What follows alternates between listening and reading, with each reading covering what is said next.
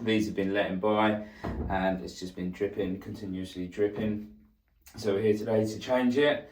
We've just turned the water off. Now we need to remove the handles. We're going to change the pair. It's always worth changing the pair because you don't know how far the other one is behind from failing.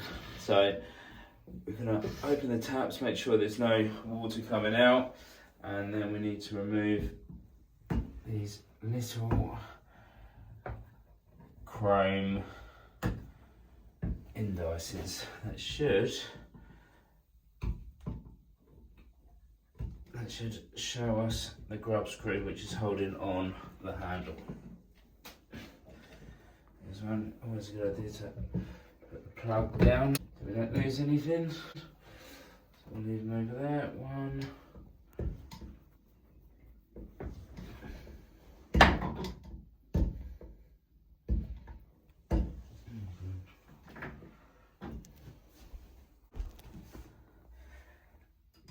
Allen key to undo the heads.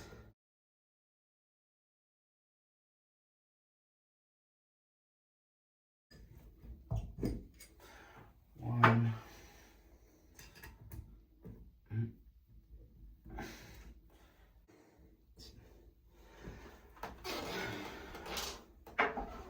Okay, these valves here, you can see are slightly recessed. So we either need to use a box spanner or a pass-through socket set, just so we can get down onto that nut. So there's a box spanner, 17mm,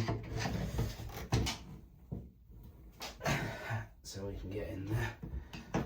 There we go.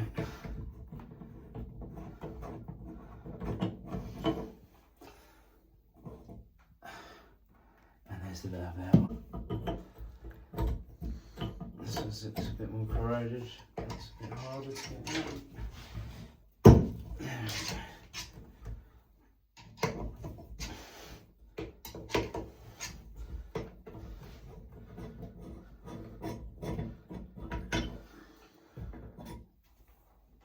And I think we should have that in the kit.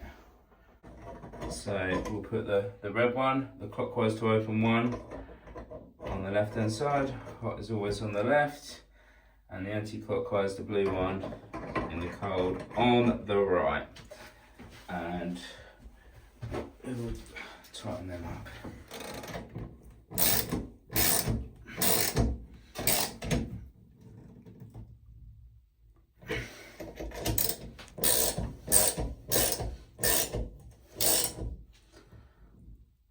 And then put the spline adapters back on.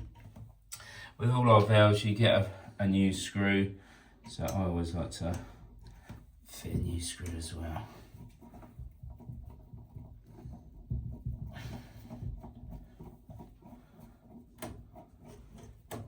One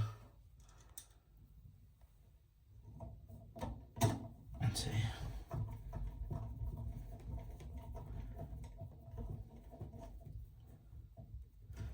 Okay, now we just need to put the handles back on. So in fact, I'm going to put these in the open position because it's easier for me to do the handles up. So just get the screw ready.